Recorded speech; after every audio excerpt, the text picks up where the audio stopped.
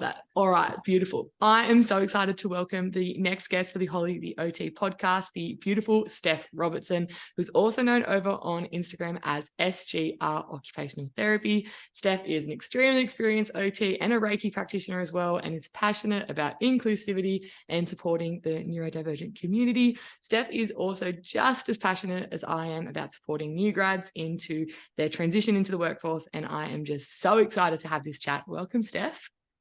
Hello, thank you so much. It's really a pleasure to be here and chat with you today. Thank you. That is so fun. I'm so excited to get into all things, everything. I feel like we're going to cover a lot of stuff today. Yeah, it'll be great. Awesome. Amazing. Now, Steph, I like to start all these interviews with everyone's favorite icebreaker, because why not take it back to uni days and get us in the icebreaker mood? I want to know, Steph, 2 truths and a lie that you have for me. And I consider myself pretty good at catching people's lies out. So hit me with what you've got. I'm excited to hear. Okay. Oh, what's some good ones? I have some really weird true stories, so I feel like I can try to trip you up on this. Okay. Um, okay. First story. I once broke my thumb doing a headstand on a paddleboard on the ocean. I um have never been overseas, and I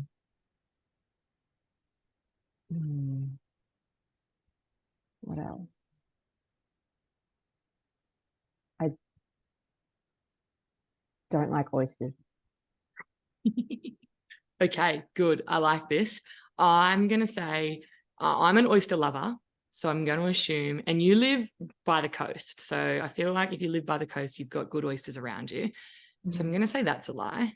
I'm going to say, is that the lie? Yes. Yes, that's good. Yeah, beautiful. That was good.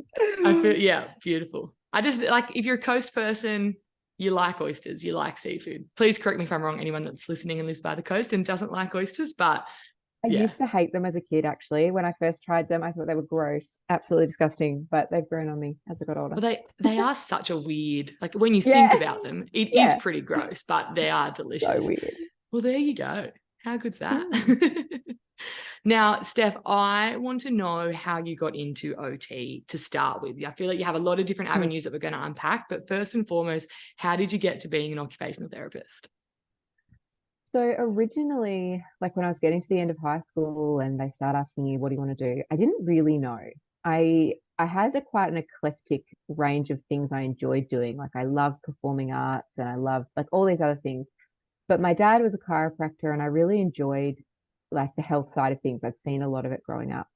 And so I thought, okay, I think I want to do something in health, but I didn't know what. So I originally thought I wanted to be a speech pathologist, but I wasn't sure. So I went to uni and I did like a health science degree initially.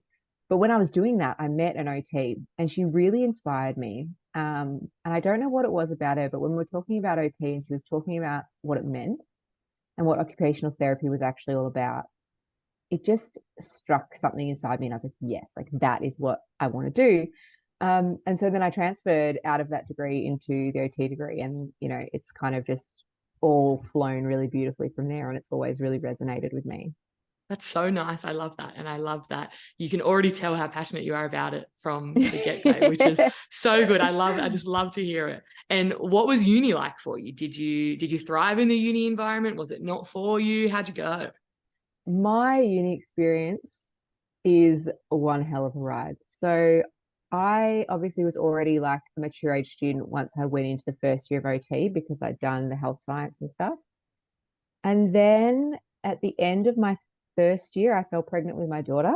So I had to defer midway through my second year, take a year off, then go back to uni with a 1 year old.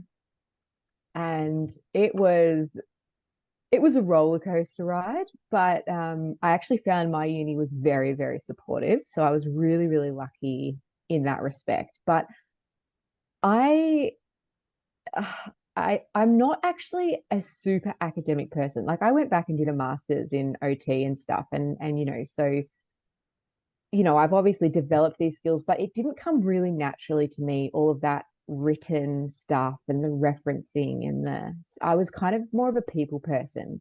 So if anyone out there is thinking uni is really hard, yeah, it is. It's really, really hard. And just because you don't get the best marks as, in your assignments and stuff like that, doesn't mean you're not going to be a killer OT. So, that was my experience. I was never brilliant academically. But I feel like if you've got the passion and you want to do this, then that's the most important thing.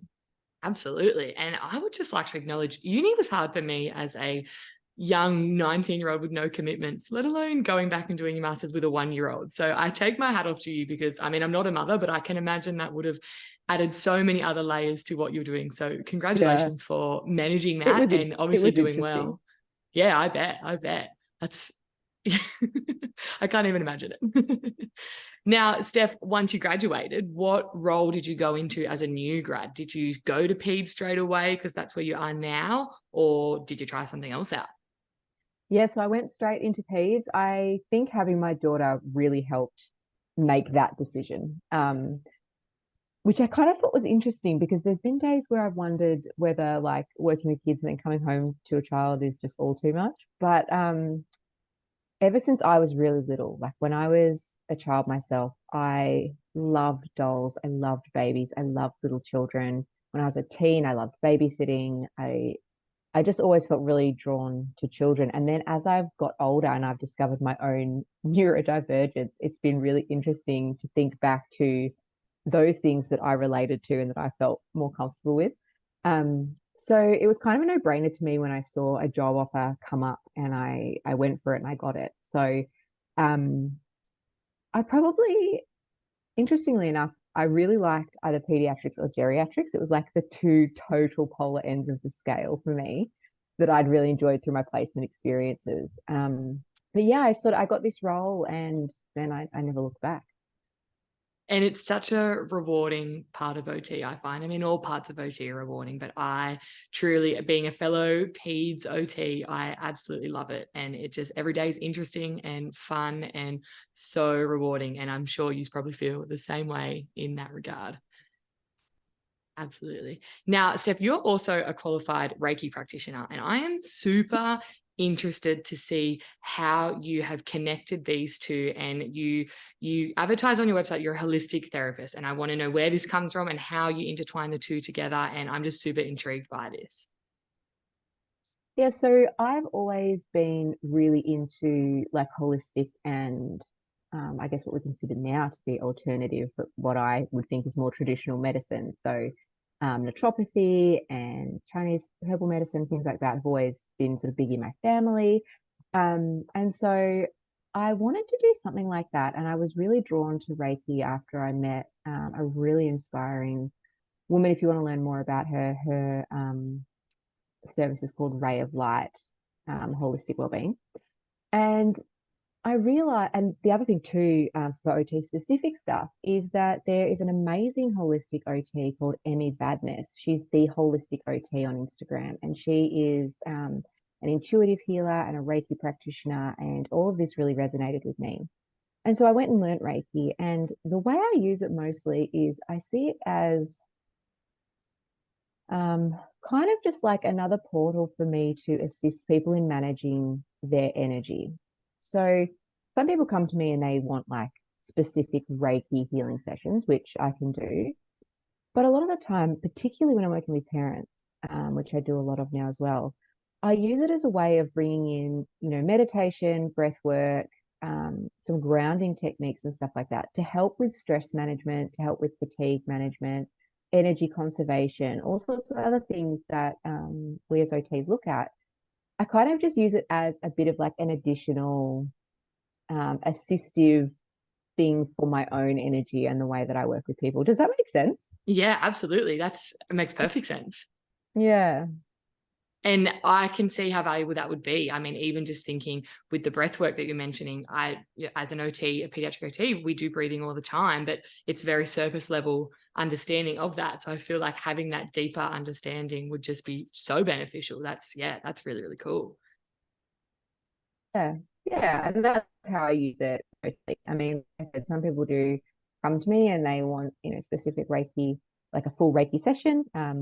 Other times, like with children, obviously I can ask parents and the child, obviously, depending on who's around, because you always need consent, but do you consent to um, being sent some sort of Reiki energy, which is life force energy. And that can be just simply as me like laying my hand on a child's back and doing some breathing with them while they're playing, while they're doing whatever they're doing, and we can just be bringing in some energy and releasing what we don't need. And I talk through all these sort of mindfulness activities with children, and most of them absolutely love it because they're so open to it, especially children. They're just like, yeah, and they all get around it. So yeah, it's really beautiful. I really enjoy it. Yeah, absolutely. I feel like a child, if you bring them the energy and you bring them, you sell them, it's going to be really exciting. Let's give it a go. They're so open to trying it, which, yeah, that's really, really cool. I love that. Yeah, that's super interesting. I'm interested to learn more about this. I might have to chat with you after about that because that's, yeah, really, really There's a cool. really cool thing called the OT Wellbeing Summit, which was put together by Rhiannon Crisp and who does the OT lifestyle movement, and Yeah. then Emmy Vadnais, who I just mentioned, who's the holistic OT, and they actually put together this wellbeing summit where they interviewed experts on Reiki in OT, breathwork in OT, trauma informed practice, using our intuition, like all these beautiful modalities for OT. So highly recommend everyone checking out that summit. It's available as an online recording, like you can jump on and check it out anytime. But yeah, it's called the OT Wellbeing Summit, I'm pretty sure. And Absolutely. they talk about all these alternative stuff. It's amazing. I found it really inspiring. Yeah, that's really cool. I might have to find it and I'll pop the link in the show notes for anyone who's interested in it because that sounds incredible. Now, you have your own business, Steph, and it is SGR Occupational Therapy. From new grad to launching a business, how did you get to that point? Have you always wanted to own your own business, or is it just the easiest way you found to incorporate all your modalities? So it's so funny because if you had asked me when I was employed and when I first got a job, if I would ever own my business, I would have said absolutely not. And I would have said there's no way I'm ever doing research because that's what I hated at uni. But I ended up going back and doing my master's degree and I did a research study. And my research study was around the experience of parents and carers who were receiving early childhood intervention. And through my research, I found that parents and carers' needs weren't really being met.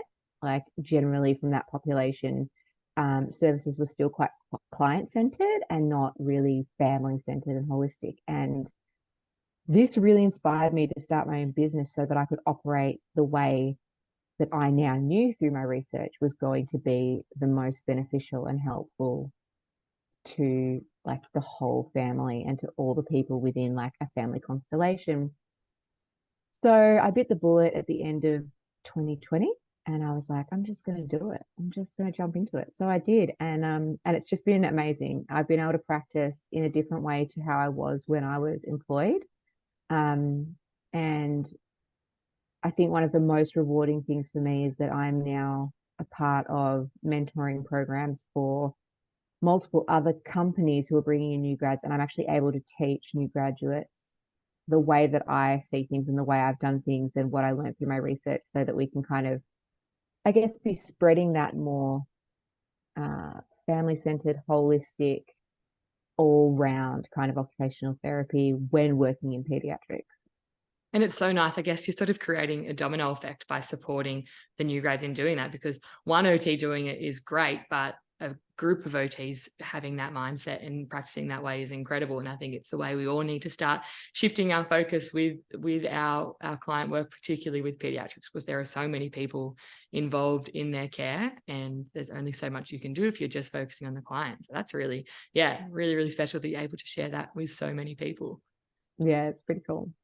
Now, Steph, I want to talk to you about what it means to be neurodivergent affirming. Now, this is not a new phrase. It's been around for a few years now, and it's incredible the movement that is happening with therapists, with clients, with all neurodivergent communities.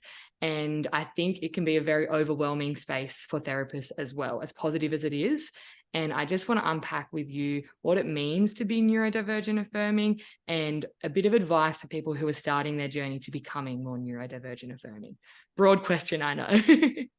Yeah, no, it's really good though. And I'd probably start this by saying, if you are a parent, a friend, a therapist, a teacher, and you've decided that you really want to step into being neurodivergent affirming, that in itself is a really, really beautiful thing. So we don't know what we don't know. And as humans, we tend to slip back into old ways of being because it's more comfortable. So don't be too hard on yourself if, as you're moving into this space, you make a mistake or you fall back into an old way or whatever that might be, because it's the willingness to change how you show up in order to make someone else feel seen and validated that is really amazing. And if we keep wanting to show up that way, then that in itself is so validating for neurodivergent people. So that would be my first thing that I would say. But I like to look at, it's sort of like a bit of a movement, isn't it? So we've always recognized neurodivergence, autism, ADHD, and it can be a whole range of different conditions too, like bipolar, BPD, OCD, ODD, you name it. Anyone whose neurology is functioning a little bit differently to what we might typically see. And I think we've always, originally we had this kind of behaviorist kind of approach that, this poor person, their brain works a bit differently. So we're going to teach them how to be like the typical people. And, everyone thought they were doing the right thing and thought that that was best practice and evidence-based and all that kind of stuff. But now that we actually listen to neurodivergent people and their voices and that they've had the courage to stand up and be like, hi, something wrong with me. Actually, I'm not disabled. I just need a bit of support within this world. We're now reframing completely how we look at this. And one analogy that I really love to use is, and it's a little bit kind of whatever, but it's like comparing a Mac with a PC, right? So, if you imagine that some people have a Mac processing system and other people have a PC processing system, and that's just how they get around the world. But if society is only running like PC processing and you're a Mac, how are your apps going to work? You're going to find it so much harder to do anything. And all of these PC people are going to be like, why can't you do this? Why can't you do that? Whereas the Mac brain's like, well, no, I can. I just kind of need the environment to fit how my brain works so that I can excel, so that I can exceed, so like I can, make the most out of everything. So when you look at it like that, it's like we don't need to change the person. We just need to support the environment so that they can thrive in the way their brain functions, right? I love that analogy. It's good. It's I love that simple analogy. and it's a little bit kitsch, I suppose, because it's like almost really obvious. But I think if you just strip it back and go, some people prefer PC, some people prefer Mac, some people like one better because it does better things this way or that way. But generally speaking, both will do the job. Both will get through and function as a computer or whatever it is, right?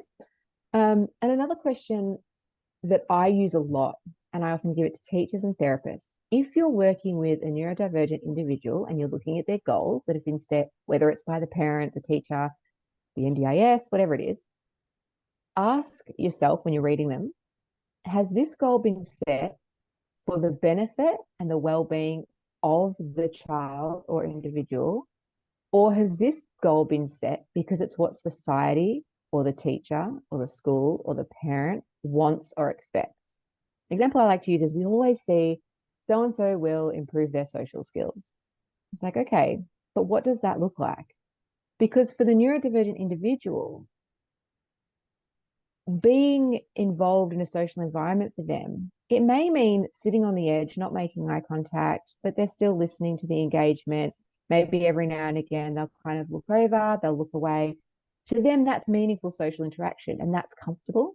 And if we try to force like, oh no, come and sit, make eye contact, take turns, blah, blah, blah, all that sort of old school stuff we used to do for social skills, we're just making that person uncomfortable. And why are we doing it?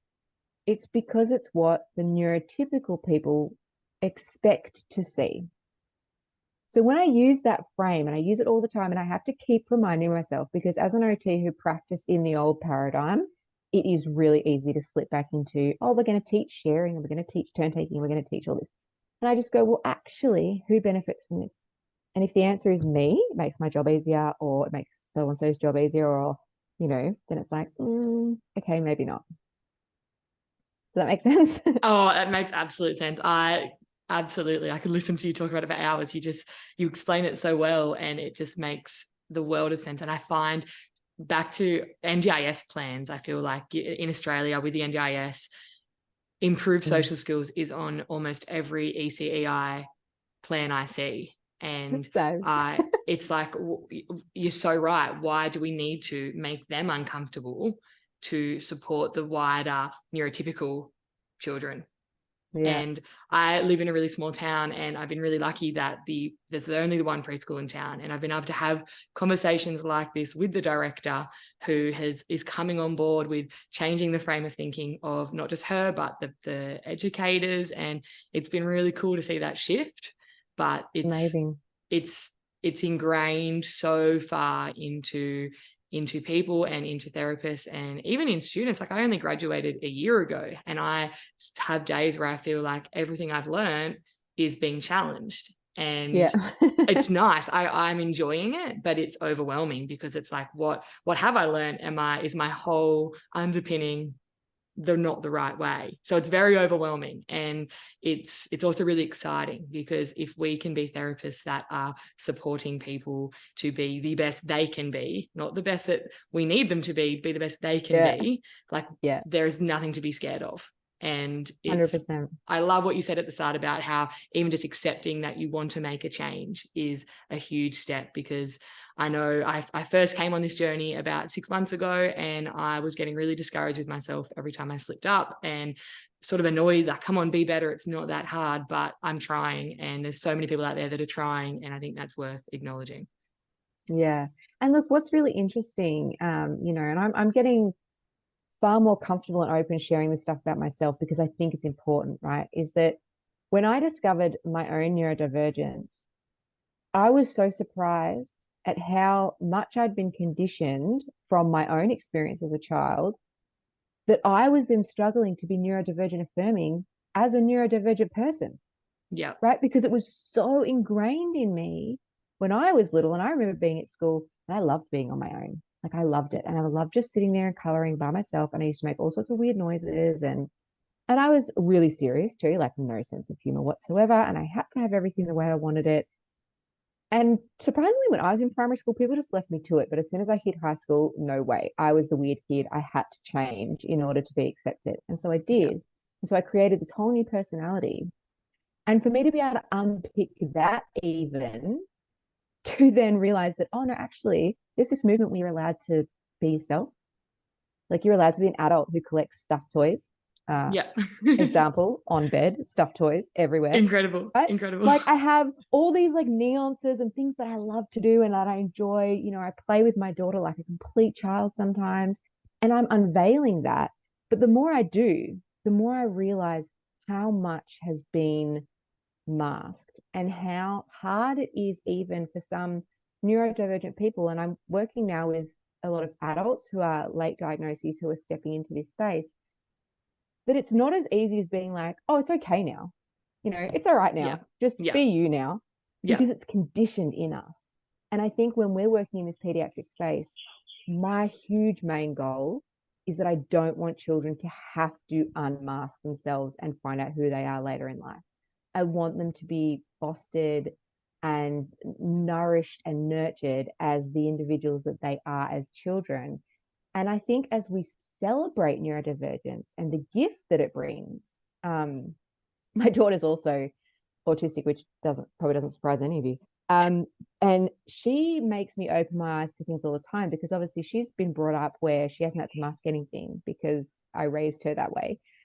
And some days I'm like, you're a genius child, because she's been allowed to explore the way her brain works and her ability to work stuff out and create and, engineer things, even. Like, she's so bright. And I think, if we take away this deficit focus when working with children, and really foster strengths and interests, we have the possibility to almost open up a whole new realm of people growing up with a certain level of authenticity and honesty and confidence. And I guess that's what I'm showing up for. Absolutely. Yeah, absolutely. And I feel like your lived experience is so important in your advocacy and what you're able to share. And you can just tell the experience that you have and how that has shaped everything that you're doing now. And it's really, really lovely to see. So thank you so much for sharing about yourself and about your daughter. It's really, really lovely. Now, Steph, for someone who is starting on that journey, I think the power of social media these days can't go unnoticed in probably even how much the neurodivergent affirming community has grown and how much we have noticed we need to learn. Now, in terms of social media and resources that are available, are there any that stand out to you that someone who's beginning their journey to be more affirming can go down and start looking at? Because I think there are so many incredible pages out there like yourselves as well, that people can really, really learn from. Yeah, so there are heaps. And I'll send you like a list as well if you want to share that. But Amazing. there's a woman who was one of the first people that I came across called Temple Grandin, and she's an autistic woman who you have to go read about her. She's absolutely amazing, and the advocacy work that she's doing for the autistic community and for autistic women is incredible. I would also suggest following real like autistic or neurodivergent people. So there are some amazing like therapy sites. So for example, there is Learn, Play, Thrive with Meg Proctor, and she's absolutely amazing and is very much moving into the neurodivergent affirming space. There's also, I'm just looking at this list now, Play, Learn, Chat, who is a speaker who's also doing some great stuff. The Speech and OT Co. is another company that's very neurodivergent affirming. Divergent Lives is great. It is two psychologists who I think one or two of them are neurodivergent themselves, and they're really moving into this space and just doing some beautiful stuff. But there's also pages like Neurodivergent Lou, who's an individual sharing about her experience. ND Speechy. There's Christina Keeble. She is a teacher and an educator. She's absolutely amazing. Christy Forbes, she's fantastic. She shares a lot about PDA and her lived experience. The Autism Collective, the ADHD Accountant, really entertaining, loads of cool stuff there. Yellow Ladybugs is a site particularly for girls on the spectrum, autistic girls, and you know what being female and being autistic is all about. And the Grad Guide, if you don't already follow the Grad Guide, Em Gentle is amazing, and she's really doing some fantastic stuff at educating teachers and new graduate teachers around neurodivergent affirming practice, sensory well-being in the classroom, all sorts of stuff. So they're just a few off the top of my head, but I will send you a list and you can link it in. Absolutely. Yeah, I might share that on my social media too, and we'll add it to the show notes. And just on the Grad Guide too, I went down a rabbit hole of the Grad Guide the other day after you shared your, I think your podcast with her that you did. I haven't listened to it yet, but it's on the list of things to do. But yeah, she's got some awesome resources available. So I think everyone, even though we're not teachers, I think it's really, really cool to go and check out what she is doing and what she is promoting to teachers and new grad teachers as well. Yeah, I was really 100%. enjoyed looking down her stuff. But absolutely, I'll share that list. Thank you so much for sharing. Sounds like there is a lot out there, and I'm sure there's plenty of others. So if anyone has any that Steph didn't mention or isn't on the list, send them through, and I might start compiling a big list on my Instagram that we can keep adding to and sharing all the pages, because the more, the absolute merrier, I think, definitely. 100%. Yeah, thank you so much for sharing.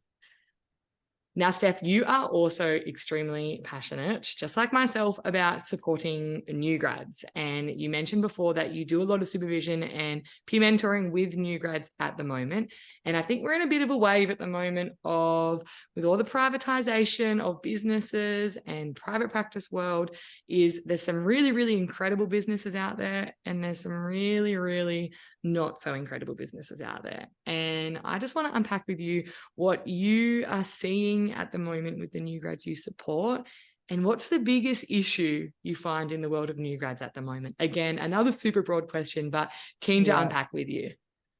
Yes. So I am super passionate about this because I've just seen too many really gifted and inspired OTs burn out and then not want to do this job anymore. And it's heartbreaking for me because I see, you know how as OTs or when you meet OTs, sometimes there's just something about OTs, their ability to connect and be human and see all of someone's raw humanness and all of the things that make up our occupations, right? And I see so many OTs coming out that have that beautiful ability to build rapport and to support another human being. And then they just burn out and they don't want to do it anymore. And I'm like, what a loss to our community, right? And I think honestly, I think the biggest thing that is leading to this is too many expected KPIs for new graduates. And I think what's happening, like you said, Holly, with the privatization of our healthcare system under the NDIS, it's a money-making scheme. And the more hours that someone works, the more money that company makes. And like, I get that. I'm in private practice myself. But at the end of the day, if you have a therapist who, if their well-being is cared for and they're given what they need, then you've got longevity. And it never looks good when you've got high turnover in staff and things like that in a business, right? So if you invest in someone for those first 2 or 3 years of their career so that you build a really confident and, a therapist who's able to care for themselves, advocate for themselves, who's got that work-life balance, then the quality of the therapy that you're giving back to people is just tenfold. So I think too many KPIs is probably the biggest one. Not enough professional development and supervision or mentoring opportunities is another big one. And also I think expecting new grads, and I know you are doing this, Holly, and I think you're doing an amazing job, but to be able to do everything, like to service like all ages or all presentations within a certain population, and under the NDIS, as I'm sure if you're going from doing a wheelchair AT prescription to doing, an FCA for someone with a mental health condition to doing, like, it's so much knowledge that your brain has to hold. And so I think then if you are expecting new grads to do a really varied caseload, again, you need to be thinking, well, how many hours am I expecting this person to sustain such a high level of cognitive function and learning constantly and, all that kind of thing? Absolutely. So yeah, those would probably be the biggest ones for me. Yeah, and I love that we spoke about the money making behind it, because I've spoken about this quite a lot on my podcast, and I always try to be really conscious of businesses and the position that businesses are in at all times, but particularly at the moment, given the cost of living and inflation and all of that. Like, I totally empathize with businesses on that. I'm also really, really close with my boss, and he has extremely good KPI targets and things like that. And his theory has always been, I would rather an employee make me less money, because if I have a high turnover of staff, that's going to cost my business more money. The cost of onboarding someone and easing them into something is expensive. And if you are constantly doing that because you have not a good retention of staff, that is going to cost your business more money. And I totally get why KPIs are a thing. And I totally understand the premise of a billable hour and why they need to be there. But it's just, it can become greed, I think, in all honesty. And people I've spoken to and the businesses they have worked for, I think the ones where the burnout is most prominent are where there's a greedy business structure behind the business. And they're not all like that. Totally and agree. I always want to advocate they're not all like that, but they are some out there like that. And unfortunately, you don't really know until you're 6 months into a job what that's like. So yeah, it's tricky, isn't it? I would say too, if you're a new graduate and you're listening to this, or if you're going, to get a position this year, or if you're in your final year, and remember that when in Australia, I don't know if it's different overseas, but in Australia, when you graduate as an occupational therapist, you are ready to work. Like, there's no postgrad needed, there's no nothing. So you are a professional.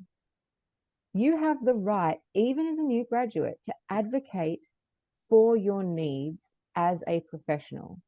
You have studied, you have paid, or will have a hefty HECS debt like I do, to get this education to be of service to the general population. So just because you're a new grad doesn't mean that you can't go into an interview and say, hey, I'm just wondering, what are your KPI expectations? And what is your policy on burnout? If I am starting to feel a bit overwhelmed, what is there to support me in this? And you don't have to, I think we all want to get a job, right? And we all want to be what our employer wants us to be so that we get that job. But please don't discredit yourself and your own self-worth, because you have a lot of skills, you know a lot of stuff. You wouldn't have made it through your degree if you didn't. Uni is bloody hard. So if you've come out the other side, then, huge applause to you anyway.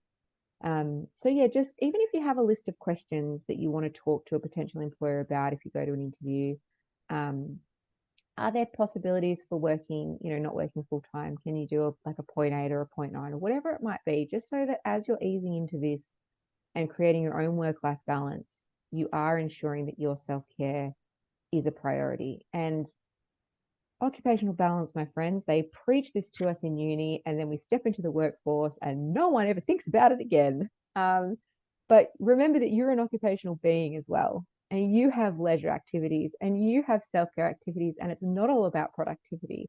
And so if you think about that framework just in yourself and try to go, if I were to apply OT to myself, what do I need to make this more balanced? And be confident advocating for what you need when you step into a workplace.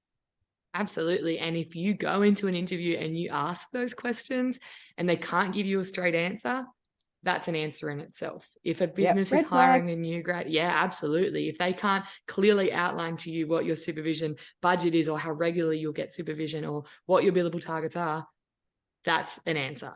And we absolutely are in a privileged position. And I acknowledge that it is a privilege for new graduates at the moment that you can be picky with the workplace you choose, because people are desperate for us. And obviously we'd always be respectful to people who are interviewing us, but you're also interviewing them. And it's just as important that you pick their brain and make sure they're suitable for you as they are doing to you. So keep in mind when you are in those interviews, what are their answers? Are they just fluffing something about because they want to sell it to you? Or can you genuinely tell that that's what they're going to do?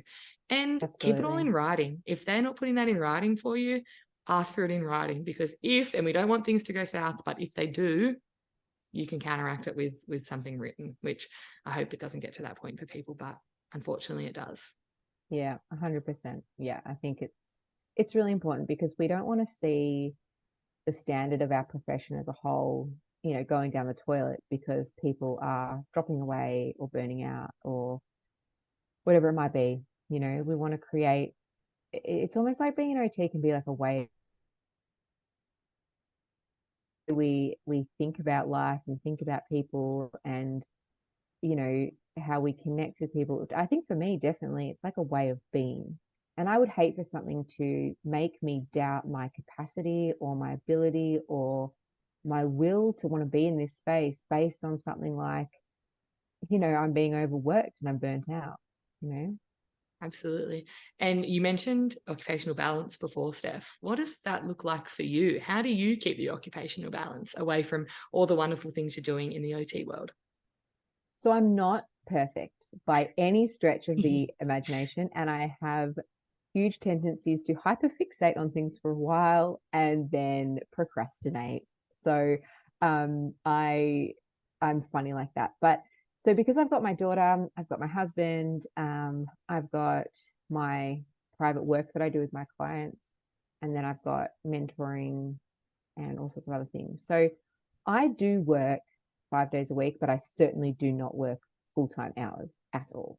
So I set myself, particularly for this year, because it got a bit out of hand last year, I'll admit, but for this year, I set myself a rule that I will do a maximum of 4 sessions in a day. But some days I'll have 2 or 3 clients, and that's it. And that's all I'm doing. And then, if I feel motivated for the rest of the day, I might, make some content for online, or I'll share a story, or I'll work on, some resources I'm developing, or I'll find time like this to do a podcast, or because these things light me up. And I think that's really important when you're actually looking at what the balance looks like. It doesn't always have to be how much is work and how much is rest, but it's how much lights you up. right? Do more of that.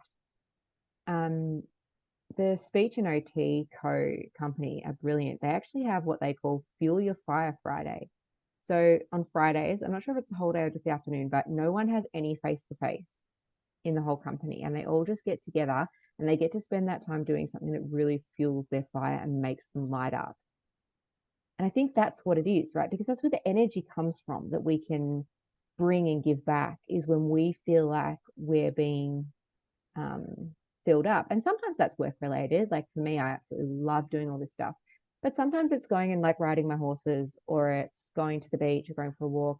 I love camping. I love going into the middle of nowhere where I have no service, just with my family, and, you know, just being in nature is a huge thing for me. And I just make time for that. And the other thing is, obviously, I'm self employed, so it's different. But if I want to take a holiday, take a damn holiday. You know, and I Yeah, think we have to, we live in a bit of a rat race now. And like you mentioned, with the cost of living, it's really hard because I think a lot of us get bogged down in, well, I have to work this much because I have to earn money so that I can, you know, put a roof over my head. But if you get opportunities to just breathe and relax and enjoy life in this moment, I 100% think you should take it. If you get an opportunity to, if it means, you know, taking a week off work and you can go on a holiday or go somewhere you've never been before, or have an experience that you've really been longing for, I think those things, they light us up in a way that then feeds back into our energy field later. Like we sort of, we bring in abundance later on from when we're actually sitting in that space of enjoying life and feeling like we're valuable and feeling like we're doing something that is meant for us. And this is probably me bringing in a bit of like my sort of spiritual beliefs and all of the other things that I draw on when it comes to my sort of meaning of existence. But um, I think we have to remember that it's a long time that we work, right? We're a child for this long, and then we're retired for this long, and we work for like 50 years. And what for? At the end of the day. So yeah. let yourself love it. Let yourself make it what you need it to be so that it lights you up. Absolutely. And I love that you mentioned that balance doesn't need to be work versus rest. You don't need to be disassociating from work to have good balance. If your work isn't lighting you up, it might be time to consider, why isn't it lighting you up? And I'm, even my friends who aren't OTs, who genuinely do not want to go to work every morning because they are just so disassociated from what they're doing, I'd say to them all the time, like, it doesn't need to be like that. We know we need to work. We know we need to pay the bills. Find something that's going to light you up when you do that. There's not been a single day as an OT that I've not wanted to go to work. I am very lucky. I have a very good employer, but I genuinely love what I'm doing. And now with the podcast, like, it's more OT. It's OT, OT, OT all the time, but I love what I'm doing. So I don't feel like I'm being pulled in 900 directions. And don't get me wrong, I have plenty of leisure activities too that fill that cup up, and I work a very flexible schedule. But it's so important to find that work, that productivity that keeps you feeling passionate, because it's a long time to be doing something that you don't love. So I love that you mentioned that. Yeah, absolutely. 100%. Now, Steph, if you could go back and tell your university self one thing, could be a couple of things, whatever you want to say, what would it be? Um, so I would, the first thing that came to my head was, you're not going to use much of this. I don't Yes. know if that's been your experience, but No, especially in yep. pediatrics, Can relate. they just don't teach you much about peds when you are learning this degree. So, Mm-hmm. you know, like I remember all of my models, and I remember, you know, back when I was studying, they taught us how to do SWEP applications for equipment and all sorts of things. And I've not used a lot of that. But also, as I mentioned before, I would say to myself, don't stress too much about like the marks that you get. Like, obviously, you need to pass and you need to understand the content. Um, but for me, I always really shone within the placement, like environment where I was able to connect with people. And that's where I felt most at home. Now, I understand that's the harder element for some people. Um, But I would honestly say to my university self and to anyone in that position, your ability to connect with people is the most important skill that you have, because you're obviously intelligent enough. You've made it to uni. You've made it this far. You can learn any theory. You can learn anything from a book or from doing an assignment or from reading ample articles in your university library. But if you allow yourself to open up enough that you can actually connect with people and build that rapport and have them relate to you so that they feel confident enough to let you sit in their space and analyze their life, right? That's what we do. We sit there and we pick someone's life apart. So that needs to be comfortable and meaningful for them. And I think that comes from actually doing this job. So it comes from the years of experience, and it comes from, showing up every day, even when it feels like you don't know what you're doing. Imposter syndrome is an absolute bugger. Everyone gets it. I get it. Every OT I've spoken to, really experienced people, like, we all get it. So please, if you're having those days where you're like, I don't know what I'm doing, it's totally normal. Like, as a new grad, as an experienced therapist, whatever it is, as a student, we all get Everyone that. gets it. We all get it, because our field as an OT is so complex. Like, you literally can't know it all. You cannot know what the next client is going to bring you when it's someone new. So yeah, have faith in yourself. Have faith in the reason that you've chosen this is because it's a passion and because it lights you up. It's okay if you think it's not for you too. That's the other thing. If you're studying OT and you're like, I don't think this is for me, that's actually also all right, because as an individual person, we don't all like the same things. Individual expression is the most important thing. So go find something else. If you want to be an accountant, go be an accountant, right? So yeah, just almost coming back to what we said, I would say stop stressing so much about the small stuff and just feel the comfort of, this makes me feel good when I do it. Yeah, I love that. I love that. And when you're meeting a client, if we go back to, we're both pediatrics, let's keep that theme. If you're meeting a client, they don't care what your anatomy mark was. They don't care what your GPA was. They care if you're going to sit down and play their favorite game with them. The parents care if you're going to sit and connect with their child. That's what matters. It's those soft skills that matters. Like you said, you need to know the content and you need to pass. Absolutely. But that is not what is going to keep your longevity in the career. It's about those soft skills. It's about your people skills, and it's about your willingness to connect with people. That's what's most important. Absolutely. Thank you for sharing that. That's really, really nice. Now, Steph, if somebody listening to this podcast would like to connect with you, they'd like to have a chat, they would like to see your content, give yourself a little plug. Where can people find you? So I have my Instagram page, which is at SGR Occupational Therapy. So original, I know. I bet you guys can all guess what my initials are. When I was setting up my business, I was like, I don't know what to call it. So this is what it is. I also have a Facebook page, which is SGR Holistic and Family Focused Occupational Therapy. I have a website, which is www.sgroccupationaltherapy.com. Where I share a little bit about my story. And I've actually got some exciting things coming, which I will be sharing on my Instagram, obviously. But there's a few things that I'm going to be posting on my website to share with people. Yeah, exciting things coming. Exciting. Hopefully, if That I is can very find exciting. time and motivation and don't continue procrastinating. But yeah, Instagram is probably my main one where I share most stuff. I actually did a post this morning, and I was talking about how I find the importance of storytelling to be one of the most beautiful connection tools. So I'm actually planning on doing a bit of a raw and vulnerable story about my experience. So some of you have kind of heard a little bit of it today. But I really want to be able to connect with my community and let people know that, yes, I'm an occupational therapist. Yes, I've had a lot of experience, and, I have a lot of tools to share and teach. But I'm also a person who has lived experience of, navigating neurodivergence, unmasking myself, rediscovering myself, and also parenting a neurodivergent child. And sometimes it's so lovely to just connect on that level as well. So please drop me a line and say hello. I love engaging with people on my platforms. I love people just introducing themselves, telling me their stories, talking to me about things, sharing funny reels. I love it all. I'm just a human. So please, yeah, come and get to know me. Let me get to know you. I'd really appreciate it.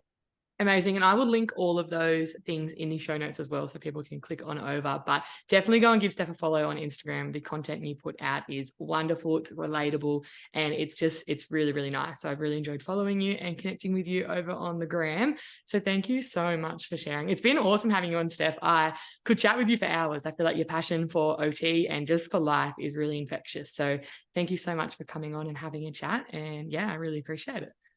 Feedback is really, really beautiful. I think sometimes, how we show up and how our energy is received. For me, like the best compliment I could receive from someone is, I like your energy. You know what I mean? Yeah, yeah. So that's really meaningful. Thank you so much, Holly. Not a worries. Thanks so much, Steph.